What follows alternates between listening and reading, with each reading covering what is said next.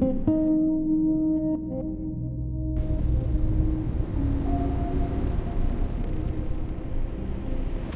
മേഖലയിൽ ഒരു സംഘർഷമുണ്ടാകുമ്പോൾ നമ്മൾ ആദ്യം കണ്ണോടിക്കുന്നത് എണ്ണയിലേക്കാണ്.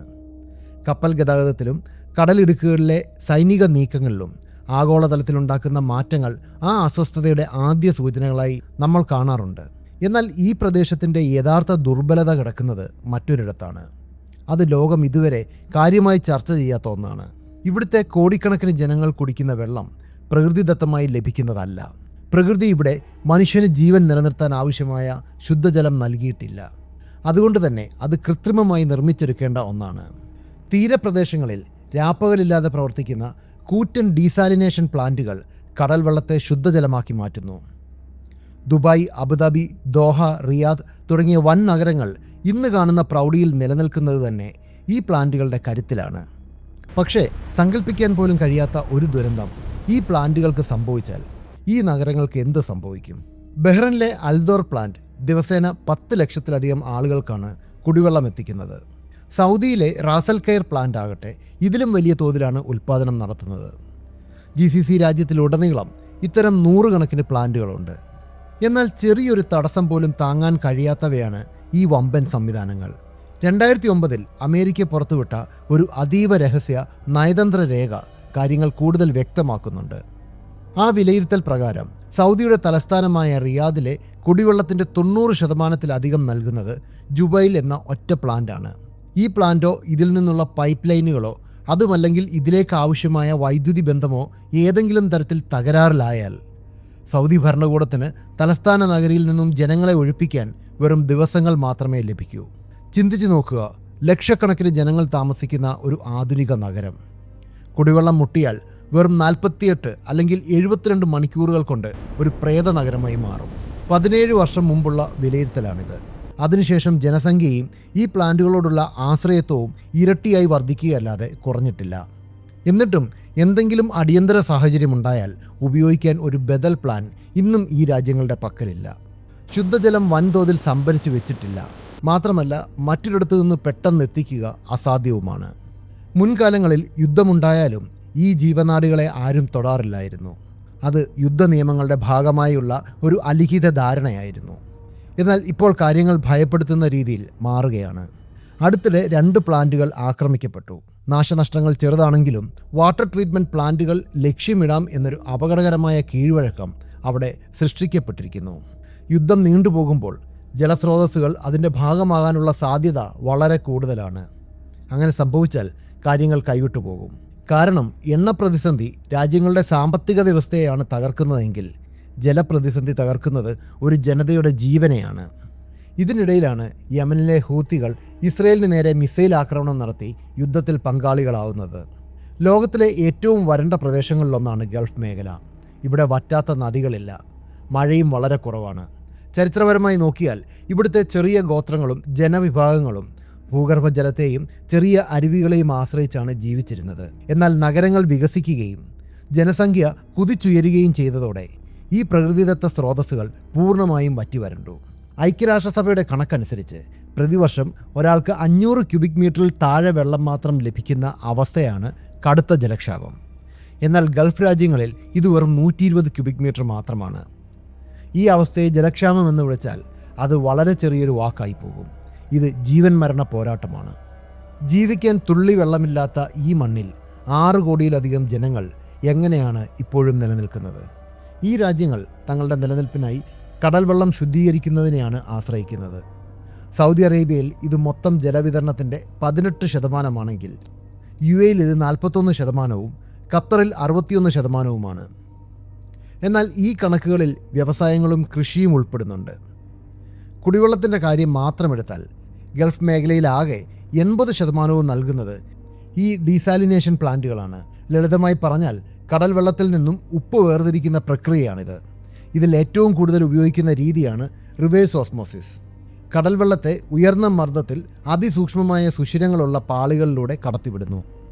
ഈ പാളികൾ വെള്ളത്തെ മാത്രം കടത്തിവിടുകയും ഉപ്പും മറ്റ് അശുദ്ധികളും തടഞ്ഞു നിർത്തുകയും ചെയ്യുന്നു. ഇതിനുശേഷം ആവശ്യമായ ലവണങ്ങൾ ചേർത്ത് അണുവിമുക്തമാക്കിയാണ് ഇത് ജനങ്ങളിലേക്ക് എത്തിക്കുന്നത്. മറ്റൊരു രീതി തെർമൽ ഡിസ്റ്റിലേഷനാണ്. അതായത് കടൽ വെള്ളം ചൂടാക്കി ആവിയാക്കി മാറ്റി ഉപ്പ് താഴെ നിർത്തിയ ശേഷം ആ ആവിയെ വീണ്ടും തണുപ്പിച്ച് ശുദ്ധജലമാക്കുന്ന രീതി. കേൾക്കുമ്പോൾ ലളിതമാണെന്ന് തോന്നുമെങ്കിലും ഇവ രണ്ടും തുടർച്ചയായി പ്രവർത്തിക്കാൻ ഭീമമായ ഊർജ്ജം ആവശ്യമാണ്. വൻകിട പമ്പുകൾ ഇതിനായി 24 മണിക്കൂറും പ്രവർത്തിക്കണം. ഈ നിരന്തരമായ ഒഴുക്ക് ഒരിക്കലും തടസ്സപ്പെടാൻ പാടില്ലാത്തതുമാണ്. കാലക്രമേണ ഈ സാങ്കേതിക വിദ്യ വികസിക്കുകയും ഇന്ന് ലോകത്തുൽപ്പാദിപ്പിക്കപ്പെടുന്ന ശുദ്ധീകരിച്ച കടൽ വെള്ളത്തിൻ്റെ 30% ഗൾഫ് രാജ്യങ്ങളിലാണ് നിർമ്മിക്കപ്പെടുന്നത്. GCC രാജ്യങ്ങളിലുടനീളം 400-ലധികം പ്ലാന്റുകൾ ഇതിനായി പ്രവർത്തിക്കുന്നു. എന്നാൽ ഈ സംവിധാനത്തിൻ്റെ ഘടനയാണ് ഏറ്റവും നിർണായകമായ കാര്യം.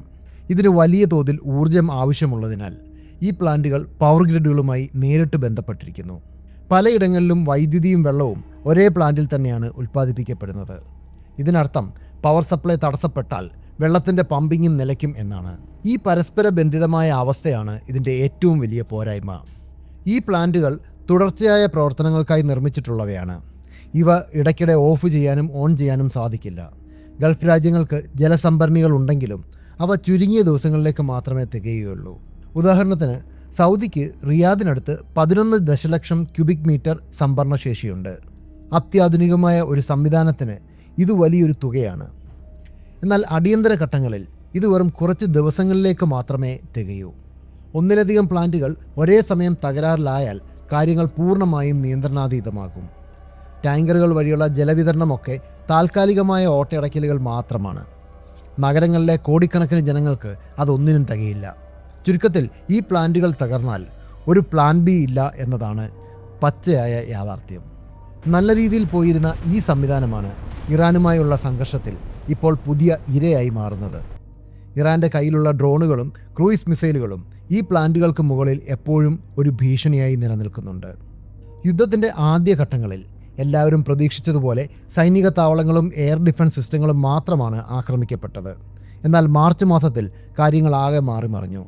ഇറാൻ്റെ കെഷും ദ്വീപിലെ ഒരു ഡിസാലിനേഷൻ പ്ലാന്റ് ആക്രമിക്കപ്പെട്ടു. അമേരിക്കയാണ് ആക്രമിച്ചത് എന്നാണ് ഇറാൻ ആരോപിക്കുന്നത്. അതോടെ 30ഓളം ഗ്രാമങ്ങളിലെ ജലവിതരണം തടസ്സപ്പെട്ടു. നാശനഷ്ടം വലുതാണെങ്കിലും അതൊരു വലിയ മുന്നറിയിപ്പായിരുന്നു. ഒരു രാജ്യത്തിൻ്റെ കുടിവെള്ള പ്ലാന്റിന് നേരെ ബോംബിടാം എന്ന പുതിയൊരു രീതി അവിടെ തുടങ്ങുകയായിരുന്നു. അതിനുശേഷമാണ് ബഹ്റിനിലെ പ്ലാന്റിന് നേരെ ഇറാൻ്റെ ഡ്രോൺ ആക്രമണം ഉണ്ടാകുന്നത്. അവിടെയും വലിയ തകരാറുകൾ സംഭവിച്ചില്ല. പക്ഷേ ശത്രുക്കൾ എന്താണ് ലക്ഷ്യം വെക്കുന്നത് എന്ന സന്ദേശം വ്യക്തമായിരുന്നു. യുദ്ധങ്ങളിൽ പരിധികൾ ലംഘിക്കപ്പെടുന്നത് പെട്ടെന്നല്ല, മറിച്ച് സാവധാനത്തിലാണ്. ഒരിക്കലൊരു പുതിയ ലക്ഷ്യസ്ഥാനം ആക്രമിക്കപ്പെട്ടാൽ പിന്നീട് അതിനു നേരെ വീണ്ടും ആക്രമണം നടത്താൻ ആർക്കും മടിയുണ്ടാകില്ല. പക്ഷേ ഈ യുദ്ധത്തിൽ ഇറാന് ലഭിക്കുന്ന തന്ത്രപരമായ ആ മേൽക്കൈ എന്താണ്? ഇവിടെയാണ് ഏറ്റവും രസകരമായ ഒരു കാര്യമുള്ളത്. ഈ ഭൗമരാഷ്ട്രീയ സമവാക്യത്തിൽ ഇറാന് വലിയൊരു മുൻതൂക്കമുണ്ട്. ഗൾഫ് രാജ്യങ്ങളിലെ ജനങ്ങൾ പൂർണ്ണമായും കടൽ വെള്ളത്തെ ആശ്രയിക്കുമ്പോൾ ഇറാൻ തങ്ങളുടെ ഭൂരിഭാഗം വെള്ളവും റിസർവോയറുകളിൽ നിന്നും ഭൂഗർഭജലത്തിൽ നിന്നുമാണ് കണ്ടെത്തുന്നത്. അവർക്ക് വലിയ നദികളും ഡാമുകളുമുണ്ട്. ഡിസാലിനേഷൻ പ്ലാന്റുകൾ ഇറാൻ്റെ ജലവിതരണത്തിൻ്റെ വളരെ ചെറിയൊരു ശതമാനം മാത്രമേ വരുന്നുള്ളൂ. ഇതിനർത്ഥം ജലസ്രോതസ്സുകൾക്ക് നേരെ ഒരു ആക്രമണമുണ്ടായാൽ അത് ഏറ്റവും കൂടുതൽ ബാധിക്കുന്നത് അറബ് രാജ്യങ്ങളെ ആയിരിക്കും. ഇറാന് ഇതൊരു ചെറിയ നഷ്ടമായിരിക്കും. ഈ അസമത്വം കാരണം യുദ്ധത്തിൽ ഇറാന് വലിയൊരു വിലപേശൽ ശക്തി ലഭിക്കുന്നു. നേരിട്ടുള്ള ആക്രമണം മാത്രമല്ല ഈ പ്ലാന്റുകളുടെ ഭീഷണി. പ്ലാന്റുകൾ കടലിൽ നിന്നും വെള്ളമെടുക്കുന്ന പൈപ്പുകൾക്ക് സമീപമുണ്ടാകുന്ന ചെറിയൊരു എണ്ണച്ചോർച്ച പോലും ഇതിൻ്റെ പ്രവർത്തനങ്ങളെ നിശ്ചലമാക്കാൻ കാരണമാകും.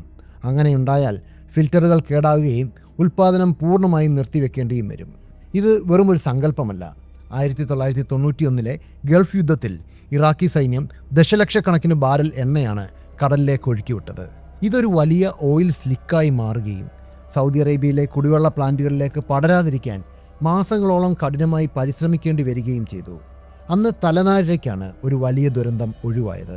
ഇനി യുദ്ധത്തിലേക്ക് പോകുമ്പോൾ അതിൻ്റെ പ്രത്യാഘാതങ്ങൾ എന്തൊക്കെയാണ് എന്ന് മനസ്സിലാക്കേണ്ടത് അത്യാവശ്യമാണ്. ഇറാൻ വലിയ തോതിൽ ഇത്തരം പ്ലാന്റുകൾ ആക്രമിക്കാൻ തുടങ്ങിയാൽ ഗൾഫ് രാജ്യങ്ങൾക്ക് തിരിച്ചടിക്കാതിരിക്കാൻ കഴിയില്ല. അവർ തങ്ങളുടെ സർവ്വശക്തിയും എടുത്ത് കടുത്ത തിരിച്ചടി നൽകും. അതോടെ ഈ മേഖല ഒരു വലിയ യുദ്ധത്തിലേക്ക് വഴിമാറും. ഇരുവശത്തും ലക്ഷക്കണക്കിന് ആളുകൾക്ക് കുടിവെള്ളമില്ലാതെ വരും. നഗരങ്ങളിൽ നിന്നും ജനങ്ങൾ കൂട്ടത്തോടെ പലായനം ചെയ്യും. അത് മനുഷ്യരാശിക്ക് തന്നെ വലിയ ദുരന്തത്തിന് വഴിവെക്കും. ഇതുവരെ ഒരു വലിയ ദുരന്തം ഉണ്ടാകാതിരുന്നത് ഇരുവിഭാഗവും കാത്തുസൂക്ഷിച്ച ആത്മസംയമനം കൊണ്ടാണ്. എന്നാൽ യുദ്ധങ്ങളിൽ എപ്പോഴും ആത്മസംയമനം ഉണ്ടാകണമെന്നില്ല. ആരെങ്കിലും ഒരാൾ പരിധി ലംഘിച്ചാൽ ബാക്കി എല്ലാവരും അതിലേക്ക് വലിച്ചെറിയപ്പെടും. ഗൾഫിൻ്റെ ചരിത്രം തിരുത്തിക്കുറിക്കാൻ പോകുന്ന ഒന്നായിരിക്കാം വരാനിരിക്കുന്ന ഈ ജലയുദ്ധം. എണ്ണയുടെ പേരിലുള്ള യുദ്ധങ്ങൾ നമ്മൾ കണ്ടിട്ടുണ്ട്. എന്നാൽ ജീവൻ്റെ അടിസ്ഥാനമായ വെള്ളത്തിനു വേണ്ടിയുള്ള യുദ്ധം എത്രത്തോളം ഭീകരമായിരിക്കുമെന്ന് വരും ദിവസങ്ങളിൽ നമുക്ക് കാണേണ്ടി വരും.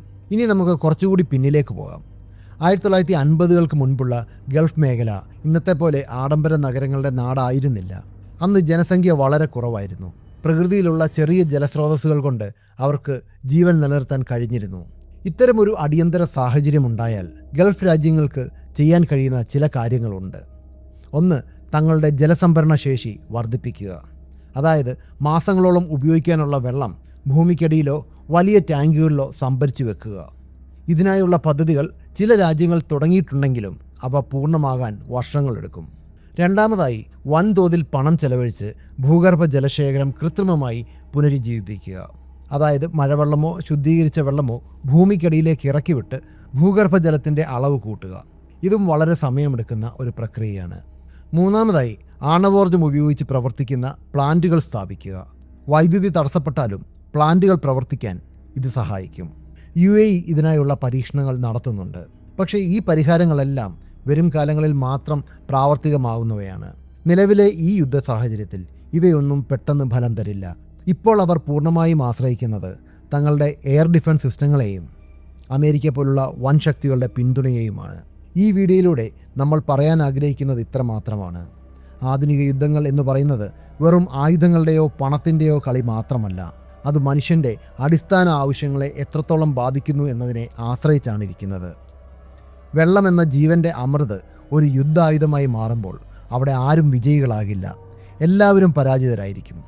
ഈ വീഡിയോ നിങ്ങൾക്ക് ഇഷ്ടമായെങ്കിൽ ദയവായി നിങ്ങളുടെ സുഹൃത്തുക്കളിലേക്ക് കൂടി ഷെയർ ചെയ്യുക. ലോകത്തെ മാറ്റിമറിക്കുന്ന ഇത്തരം രാഷ്ട്രീയ സാമ്പത്തിക വിശകലനങ്ങൾക്കായി ചാനൽ സബ്സ്ക്രൈബ് ചെയ്യുക.